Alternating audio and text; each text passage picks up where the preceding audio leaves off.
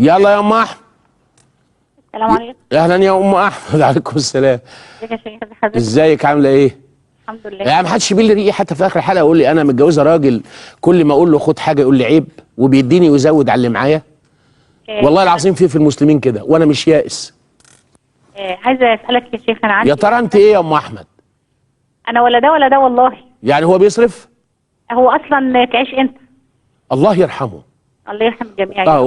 ومش عايز بقى اقول لك على حاجه وهو صاحي لا تقولي كلمه بتاع، واحنا عايزين نذكر محاسن موتانا، ده النبي قال كده عليه الصلاه والسلام. قول يا بابا. بقول لحضرتك انا عندي ابن عنده 11 سنه ونص. ايوه.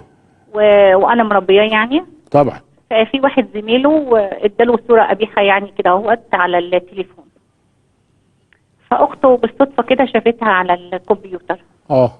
فنكر مش بتاعته، ما فيش حد معانا في البيت غير هو اخته اللي هو مش حاططها. فبعد كده هو خطيب بنتي ساله، قام قال له ده فلان. ايه اللي دخله؟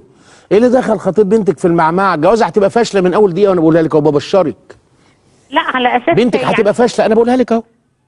بنتك ما دام استغلت كابتن وقالت له على باخوها وهتنصبه والي على الواد وهتكره يديه وبتاعت كلام وبلبل، زوجه فاشله من اول الامر. خطيب بنتك يا بنت يا هبله انت يا بنت، الله يرحم جوزك.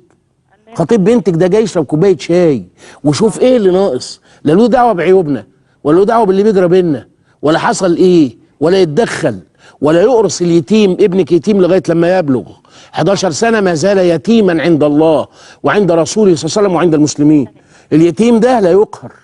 عمل حاجه زي كده مش فضيحه ولا حاجه، اي زفت جهاز عليه كل الدنيا عريانه، ولكن ننبهه ونعلمه بالراحه، ولو ارتقى شويه شويه نقول له خلي بالك، كل ما حرمت نفسك من رؤيه الحاجات دي هتنجح وانت كبير. لو اتعودت عليها من دلوقتي جوازتك هتبقى فاشله، زي الدكتور ما قال ان اختك هتبقى زوجه فاشله. وخطيبها لو ما يسمع الكلام المفروض كان قال لا ما تقوليليش حاجه عن اخوكي، كنا ساعتها نقول ده اللي يستاهل نقعده في بيتنا ونخدمه بعينينا ونديله فلوسنا. انما بنتك هابله. بس هو قال له نصيحه بس يا شيخ، يعني ما قالوش حاجه ولا يعرف اصلا يا بنت. قال له يعني عيب لما تعمل. يقول له ازاي؟ ايه اللي يعرف الواد الخطيب ده يا بابا؟ ليه كده؟ ليه يا بابا؟ يعني يا نهار اسود. يا جدعان يا ولاد، الخطيب ده راجل موعود بجواز، موعود، له زوج ولا نيله ولا له اي حق عندنا. ده راجل شايل وعد، بروميس. ممكن يحصل الوعد وممكن ما يحصلش.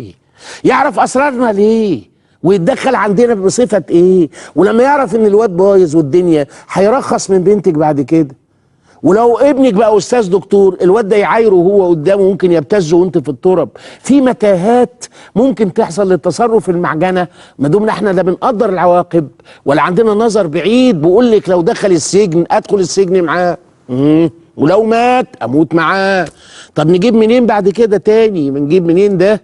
نعيش العمر ندمره علشان واحد اتمسخت شخصيته ومش حاسس بينا؟ لا خالص. يشتغل الصبح. العيل اللي ملوش بتقولي ايه؟ والله بحسن الوعظ اللي يقطعوا علينا تبقى خيبه، وانا راجل كبير وبعتبر دريم بيتي، فما ينفعش ان انا هزعل زعل فيها لا بعد ولا قبل، وهقول بحسن